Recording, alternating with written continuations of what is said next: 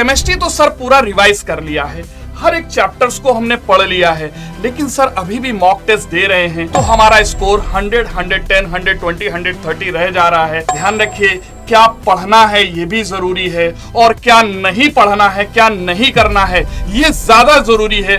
दोनों बातें हम आज डिस्कस करेंगे इस वीडियो में। लास्ट के जो 10 डेज हैं यहां पर आपको बायोलॉजी और केमिस्ट्री के लिए एनसीईआरटी को सबसे ज्यादा इंपॉर्टेंस देना है। लास्ट के 10 इयर्स के पीवाईक्यू सॉल्व करिए। नीट 2025 एग्जाम है 4 मई को, लगभग 12 दिन बचे हैं। आप में से ज्यादातर बच्चों की यही समस्या है कि केमिस्ट्री तो सर पूरा रिवाइज कर लिया है, हर एक चैप्टर्स को हमने पढ़ लिया है, लेकिन सर अभी भी मॉक टेस्ट दे रहे हैं तो हमारा स्कोर 100, 110, 120, 130 रह जा रहा है। अभी सर वो कॉन्फिडेंस नहीं आ पा रहा है कि हम केमिस्ट्री में 160, 170 नंबर या 180 नंबर स्कोर कर पाएंगे। तो बेटा जी, परेशान होने की जरूरत नहीं है। यदि अभी आपके 100 मार्क्स तक आ रहे हैं तो अभी भी आप इसे 170 तक पहुंचा सकते हैं। बस आपको लास्ट के 10 डेज में अपनी स्ट्रेटजी, पढ़ने का जो तरीका है वो क्या रखना है, वो इस मास्टर प्लान में मैं डिस्कस करने जा रहा हूं। ध्यान रखिए, क्या पढ़ना है ये भी जरूरी है और क्या नहीं पढ़ना है, क्या नहीं करना है ये ज्यादा जरूरी है। दोनों बातें हम आज डिस्कस करेंगे इस वीडियो में। मैं आपका केमिस्ट्री मेंटोर आलोक दीक्षित। लास्ट 20 ईयर से मैं बच्चों को केमिस्ट्री पढ़ा रहा हूं, जिसमें थाउजेंड्स ऑफ डॉक्टर्स और इंजीनियर्स जो है मैंने बच्चों प्रोड्यूस किए हैं। चलिए बेटा, हम डिस्कस करते हैं कि लास्ट के 10 डेज का हमारा मास्टर प्लान क्या होना चाहिए। सबसे पहली बात, क्या पढ़ें, प्रायोरिटी टॉपिक्स क्या हैं और हमारी स्ट्रेटजी क्या होनी है, सबसे पहले इसकी बात करते हैं। तो ध्यान रखिए बेटा, एनसीईआरटी ही भगवान है। लास्ट के जो 10 डेज हैं यहां पर आपको बायोलॉजी और केमिस्ट्री के लिए एनसीईआरटी को सबसे ज्यादा इंपॉर्टेंस देना है। एनसीईआरटी में स्पेशली जो एग्जाम्पल्स दिए हैं उन्हें आप कतई मिस मत करिएगा, उनको प्रॉपर जब पढ़िए हाईलाइट कर लीजिए और उसको फिर से एक बार रिवाइज करिए। केमिस्ट्री में जो चैप्टर्स को आपको ज्यादा प्रायोरिटी देनी है वो समझ लीजिए। Chemical bonding, periodic table, mole concept, thermodynamics, equilibrium, coordination compound, P block element, GOC, hydrocarbon, alcohol, aldehyde and ketone, biomolecules, named reactions जो हैं ऑर्गेनिक केमिस्ट्री की, केमिकल काइनेटिक्स, इलेक्ट्रोकेमिस्ट्री, ये वो टॉपिक्स हैं जिनमें आपको फोकस ज्यादा करना है, जिनको आपको ज्यादा प्रायोरिटी देनी है। नेक्स्ट वन, लास्ट के 10 इयर्स के पीवाईक्यू सॉल्व करिए। लेकिन अब इतना टाइम नहीं है कि एक एक क्वेश्चन को आप सॉल्व करें। तो बेटा ये वो है टाइम जब आपको सॉल्व पेपर की मदद लेनी चाहिए। क्वेश्चन, उसके नीचे सॉल्यूशन देखा, जहां पर लगे कि नहीं इसमें कहीं मैं अटक रहा हूं, कहीं मैं रुक रहा हूं, उनमें आप पेन पेपर चलाएं। बाकी के लिए बस केवल और केवल आपको देखते जाना है, जिससे आपको एग्जाम का ट्रेंड भी समझ में आ जाए, प्रॉपर रिवीजन भी हो जाए और आपका टाइम वेस्ट नहीं होना चाहिए। इस समय एक एक क्वेश्चन को पकड़ के आप सॉल्व, पीवाईक्यू को नहीं करेंगे क्योंकि ये काम आपने साल भर किया हुआ है। मॉक टेस्ट आपको कम से कम एक मॉक टेस्ट दिन में जरूर देना है, बट 2 से ज्यादा भी नहीं देना है। एक मॉक टेस्ट डेली आप अपना नियम बना लीजिए। कैसे भी करके आपने कोई टेस्ट सीरीज ज्वाइन कर रखी हो या आपके पास सेल्फ से कोई बुक हो, कैसे भी करके एक मॉक टेस्ट आपको जरूर देना है। और मॉक टेस्ट तभी दें जब आप उसकी एनालिसिस कर पाए, क्योंकि मॉक टेस्ट देना जितना इंपॉर्टेंट है उससे 10 टाइम्स ज्यादा इंपॉर्टेंट होता है उसकी एनालिसिस। एनालिसिस का मतलब है अपनी कमियों को वहां से पकड़ना कि आप सिली मिस्टेक कर रहे हैं, कॉन्सेप्चुअल मिस्टेक कर रहे हैं, कोई कैलकुलेशन मिस्टेक कर रहे हैं और उन पे आपको वर्क करना है। यही इंपॉर्टेंट होता है। तो मॉक टेस्ट और साथ में उसकी एनालिसिस। लास्ट के 10 डेज में बेटा क्या नहीं पढ़ना है, क्या नहीं करना है, ये बहुत इंपॉर्टेंट है। नया टॉपिक नहीं पढ़ना है। यदि कोई टॉपिक अभी तक नहीं पढ़ा, कोई टॉपिक अभी तक बहुत ज्यादा कमजोर है, तो अब उसे अटेम्प्ट करने की जरूरत नहीं है। बस उससे क्या होगा, कॉन्फिडेंस हिलेगा, फायदा कोई नहीं होगा। दूसरी बात, बहुत सारे मॉक टेस्ट दे आप और उसकी एनालिसिस ना कर पाए, ये वेस्ट ऑफ टाइम है। इससे खराब काम आप कोई नहीं कर सकते हैं। तो मॉक टेस्ट दीजिए, बहुत मॉक टेस्ट मत दीजिए, लेकिन जो मॉक टेस्ट दीजिए उसको प्रॉपर एनालाइज करिए। तो ध्यान रखिए, हर एक मॉक टेस्ट के बाद उसका पोस्टमार्टम जरूरी है। क्या मिस्टेक की ये पहचानना जरूरी है, इस पे काम करना जरूरी है।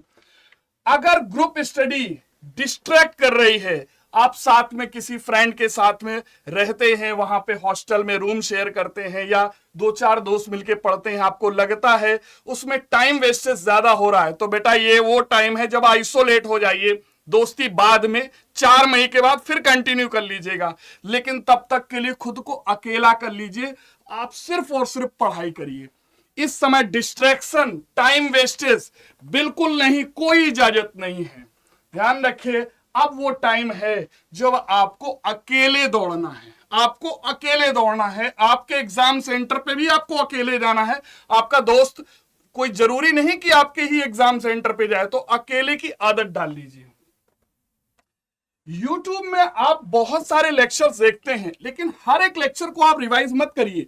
आपको लग रहा है कि कोई चैप्टर हाँ रिवीजन करने लायक है, आप केवल वही रिवाइज करिए। ऐसा नहीं कि आपके पास नोटिफिकेशन आया, आपने उसको देख के रिवीजन करना चालू कर दिया। नहीं, स्ट्रेटजी के अकॉर्डिंग करिए, जो आपकी जरूरत है केवल वो रिवाइज करिए। जो स्ट्रक्चर्ड कंटेंट जिसमें मिल रहा है वो करिए। ये नहीं कि कोई कह रहा है ठीक है मैं मॉक टेस्ट करा दे रहा हूं डिस्कस, मैं कुछ प्रैक्टिस क्वेश्चन डिस्कस करा दे रहा हूं, कतई मत करिए। कंटेंट वाले जो कंटेंट वाले लेक्चर हैं केवल और केवल वो अटेम्प्ट करिए। मॉक टेस्ट खुद से देना है, किसी के मॉक टेस्ट वीडियो पर मत जाइए बेटा, ये आपकी टाइम बर्बादी है। उनको व्यू और लाइक्स मिल जाएंगे, आपको कुछ नहीं मिलेगा। आपको कैसे मिलेगा?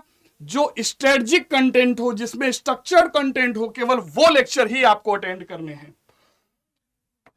ओवर स्ट्रेस लेने की जरूरत नहीं है। इस समय मत सोचो रैंक क्या आएगी, हमें कॉलेज क्या मिलेगा, हम कितना ज्यादा स्कोर कर पाएंगे, कितना कम स्कोर कर पा रहे हैं, किसी बात में नहीं जाना है। बस आपको अपना बेस्ट देना है, आपको अपनी बेस्ट परफॉर्मेंस निकाल के देना है, आपको अपने आप से बेस्ट निकालना है। बाकी सारी चीजें साइडलाइन कर दीजिए। वो गीता में कहा गया है ना, कर्म करो फल की चिंता मत करो। तो बेटा ये वो टाइम है जब आप अपना बेस्ट दीजिए, बाकी सब साइडलाइन कर दीजिए।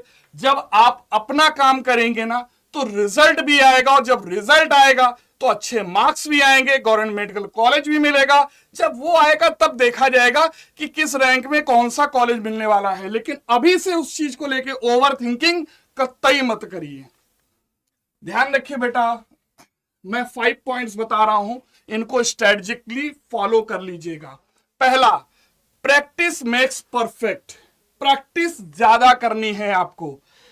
केमिस्ट्री के लिए बेटा 7 डेज रिवीजन चैलेंज मैंने आज से ही स्टार्ट किया है, तो बेटा इसको एक्सेप्ट कर लीजिए। आलोक सर केमिस्ट्री के नाम से टेलीग्राम ग्रुप है, इसे आप ज्वाइन कर लीजिए। आप ज्वाइन करेंगे, इसमें डेली का डेली मैं 3 चैप्टर के शॉर्ट नोट्स, इस तरह के शॉर्ट नोट्स होंगे। 45 क्वेश्चंस जो आपके नीट लाइक क्वेश्चंस होंगे, वो क्वेश्चन तो 15 मिनट में आप चैप्टर को रिवाइज करिएगा, 45 मिनट में आप क्वेश्चंस को प्रैक्टिस करिए। 1 घंटे एक चैप्टर को, 3 चैप्टर डेली दूंगा, तो बेटा जी 3 घंटे में 3 चैप्टर आपके रिवाइज हो जाएंगे। ऐसा 7 दिन में पूरा का पूरा केमिस्ट्री आपकी रिवाइज हो जाने वाली है। हर एक का इमीडिएट वहीं पर सॉल्यूशन भी मिलेगा। तो बेटा जी केमिस्ट्री को 7 दिनों में कंप्लीट रिवीजन करने का इससे बेस्ट मेथड नहीं हो सकता है। आप ये रिवाइज कर लीजिए, ये सारे के सारे पूरा कंटेंट रेडी है। बस डेली का डेली आपको 3-3 चैप्टर में देने वाला हूं। इस चैलेंज को आप एक्सेप्ट करिए और 7 डेज में पूरी केमिस्ट्री रिवाइज कर लीजिए। सेकेंड वन, मॉक टेस्ट देना है। मॉक टेस्ट के लिए आपने कोई ना कोई टेस्ट सीरीज ज्वाइन कर रखी होगी। बहुत सारे लोगों ने AYNR ज्वाइन कर रखा है, नहीं किया है कर लीजिए, इतनी कॉस्टली है नहीं है। कोड आप लगा सकते हैं AD555। और अगर ऑलरेडी ज्वाइन कर रखा है तो अच्छी बात है, किसी और की टेस्ट सीरीज ज्वाइन कर रखी है तो भी अच्छी बात है। बट फिर से कह रहा हूं, अगर मॉक टेस्ट दीजिए तो एनालाइज जरूर करिए। बिना एनालिसिस के आप मॉक टेस्ट मत दीजिए। ऐसा नहीं कि नंबर ऑफ मॉक टेस्ट देने से कुछ हो जाएगा, बिल्कुल नहीं। 14 से 15 घंटे की डेली स्टडी होनी चाहिए, बट इंपॉर्टेंट है 6 से 7 घंटे की नींद भी लेते रहिएगा। ऐसा मत करिएगा कि लास्ट के कुछ दिनों में आप बीमार हो जाएं। बीमार होंगे, अगर 1-2 दिन भी आपका खराब हुआ तो आपने जो ज्यादा पढ़ा है वो पूरा एवरेज बिगड़ जाएगा। एवरेज यही रखिए, 14 से 15 घंटे डेली स्टडी का आपका एवरेज होना चाहिए। जब लास्ट का वीक बचेगा, आफ्टर 1 वीक, आज से 1 सप्ताह बाद की बात हो रही है, तब आपको क्या करने हैं, फुल सिलेबस के 1 शॉट लेक्चर्स, जिन टीचर को आप पसंद करते हैं, मुझे केमिस्ट्री में पसंद करते हैं या किसी और को करते हैं, किसी के भी 1 शॉट लेक्चर आप कर लीजिए। ऑर्गेनिक, फिजिकल, इनऑर्गेनिक केमिस्ट्री के एक लेक्चर आप कर सकते हैं, पूरा कंप्लीट केमिस्ट्री का कोई एक लेक्चर कर सकते हैं, उससे पूरा रिवीजन हो जाएगा। उसके बाद बैठ के अपने नोट से उसे पूरा रिवाइज कर लीजिए। लास्ट 5 ईयर के पीवाईक्यूज उनको मस्ट है, आप सॉल्व देख लेंगे तो मैं सजेस्ट करूंगा बेहतर होगा। आपके पास अगर सॉल्व पेपर हो तो आप उसे देख लीजिए, यदि ना हो तो आप मुझे टेलीग्राम ग्रुप में लिख दीजिएगा, मैं आपको सॉल्व पेपर प्रोवाइड कर दूंगा। टाइम यहां वेस्ट नहीं करना है, जिन क्वेश्चंस में थोड़ा सा भी टाइम लगे बस उनको आपको पेन पेपर से सॉल्व कर लेना है। तो बेटा जी, अगर ये स्ट्रेटजी आप फॉलो करते हैं तो डेफिनेटली आप रिजल्ट लेके आएंगे। आपको अभी भी 160 170 नंबर केमिस्ट्री में आपके द्वारा स्कोर किया जा सकता है। तो बेटा लगे रहिए, अपना बेस्ट दीजिए, बाकी की चिंता साइडलाइन, आप अपना बेस्ट दीजिए। कोई फियर नहीं, कोई एंजाइटी नहीं, कोई प्रेशर मत लीजिए, ओवर थिंकिंग कतई मत करिए, क्या होगा क्या नहीं होगा सब साइडलाइन।